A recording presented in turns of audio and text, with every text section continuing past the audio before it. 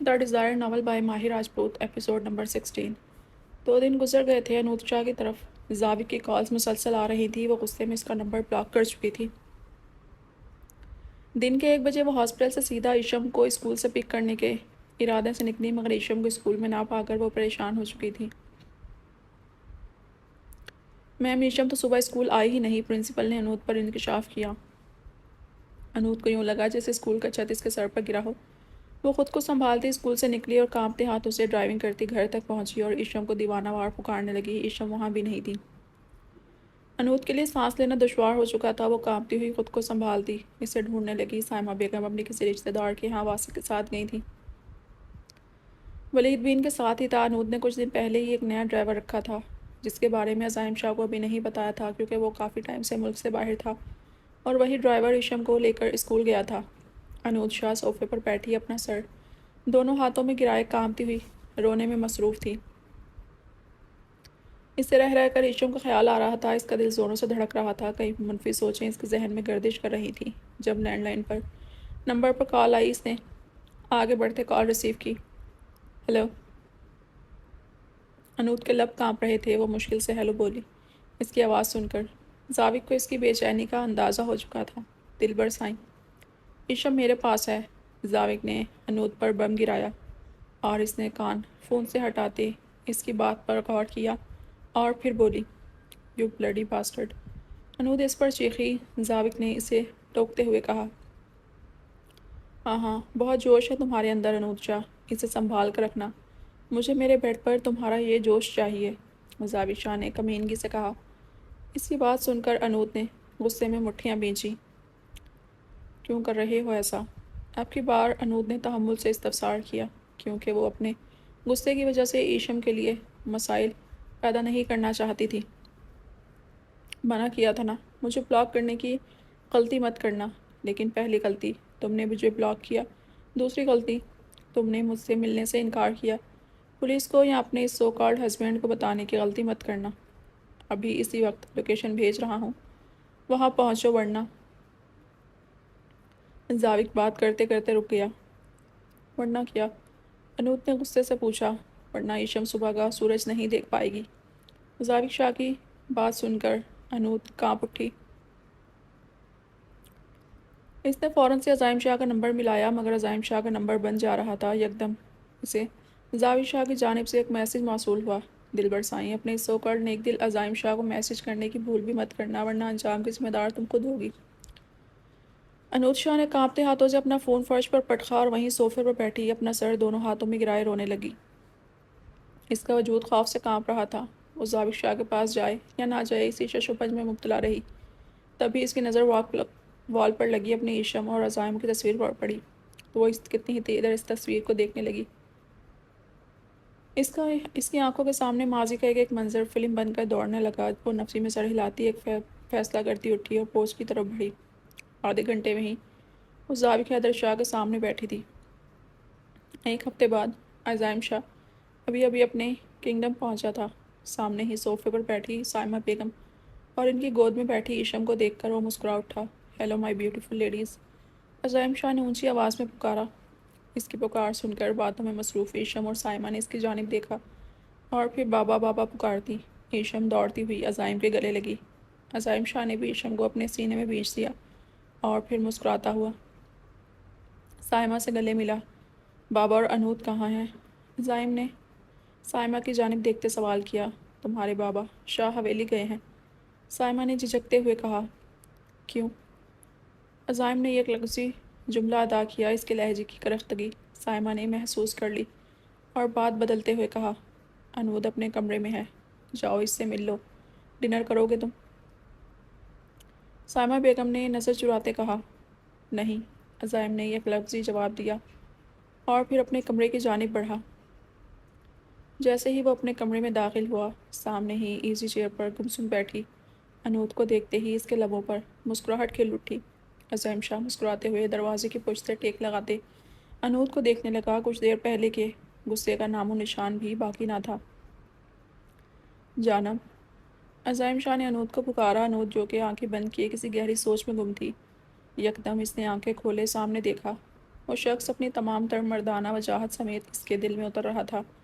کتنے دن سے وہ اسے یاد کر رہی تھی۔ آج اسے سامنے دیکھ کر دل پھر سے بے ایمان ہو چکا تھا۔ عزائم شاہ مضبوط قدم اٹھاتا اس کی طرف بڑھا۔ وہ جسے دیوانوں کی طرح دیکھ رہی تھی، اسے اس کی کمر میں ہاتھ ڈالے اپنے قریب کیا اور اس کے خوبصورت لبوں کو اپنے ہونٹوں میں لے چکا تھا، اور کافی دیر اس کے لب چومنے کے بعد اسے آزادی بخشی اور مدہوش کن انداز میں اس کے لبوں پر اپنا انگوٹھا رگڑنے لگا۔ بہت مس کیا ہے میں نے ان کو، بہت زیادہ۔ اس کے سرخ لبوں کو انگوٹھے سے رگڑتے مدہوش کن لہجے میں کہتا ان پر جھکتا، اپنے پیاسے لبوں کو انود کے نرم ہونٹوں کی مٹاس سے سراب کرنے لگا۔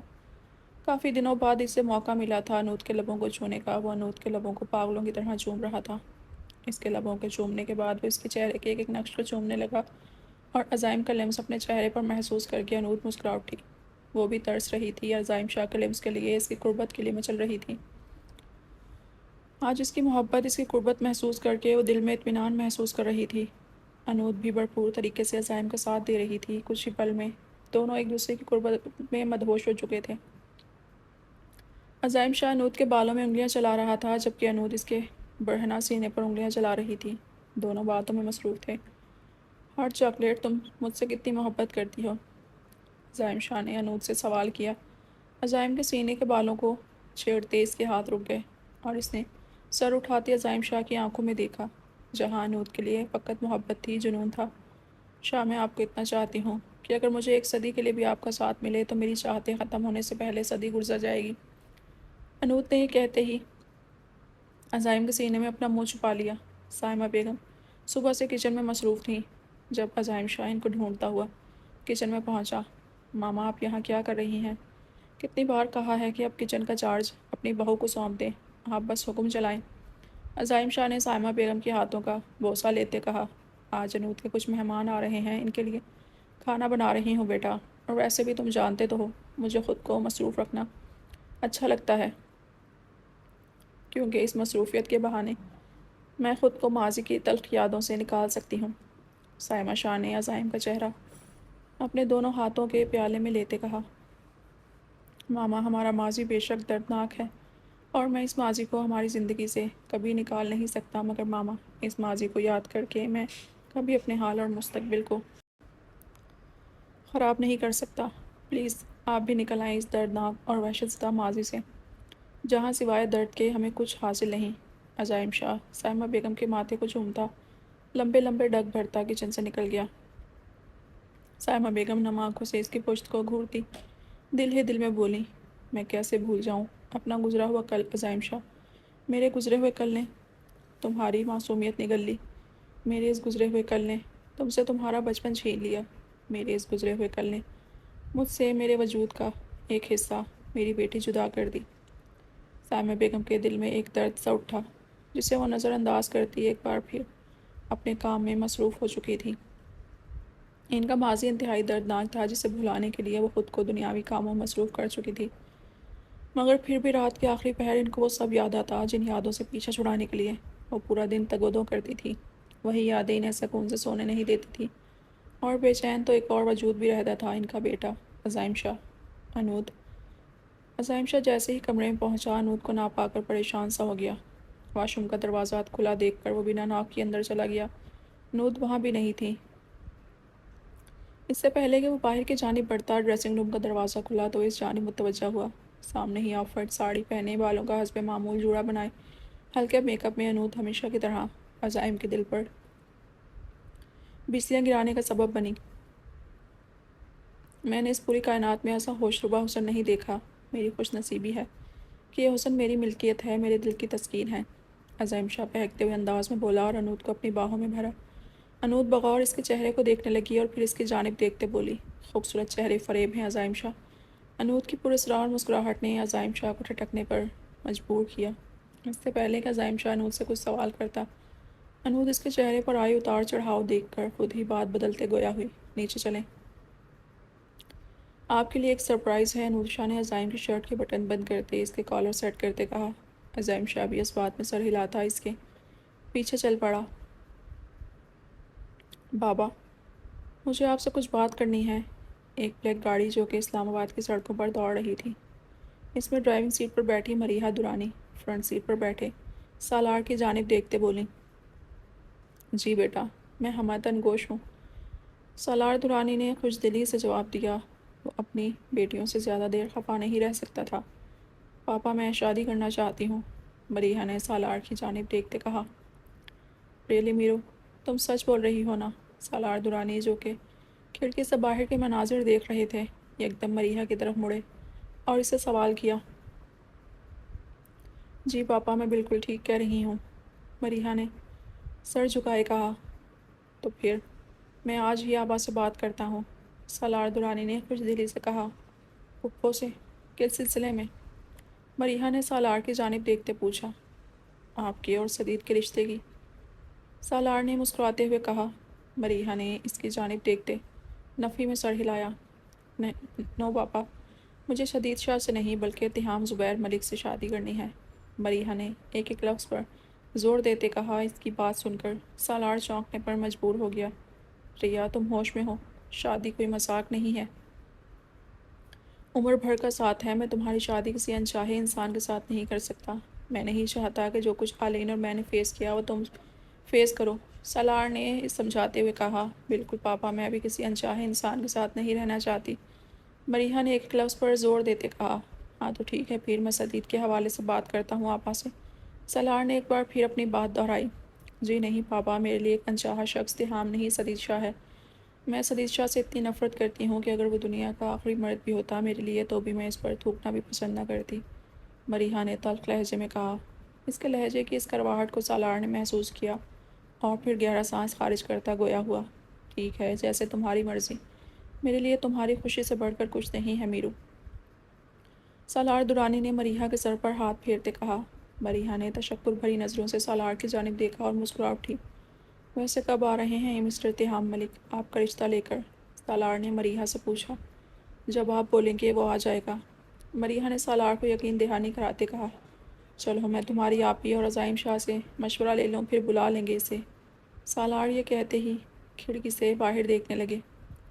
ابھی چھوٹی بچی ہے وہ، پڑھائی بھی نہیں مکمل ہوئی اس کی، یہ کوئی عمر ہوتی ہے شادی کی آلین؟ کب سے کہہ رہا ہوں رک جاؤ مگر میری کوئی بات سنتا ہی نہیں، سالار بول رہا تھا اور قدم بڑھاتا آلین کی طرف بڑھا۔ یہ مجھے تم لوگ اس میٹنگ میں کیوں لے کر چلے جا رہی ہو؟ میں کیا کروں گا وہاں جا کر؟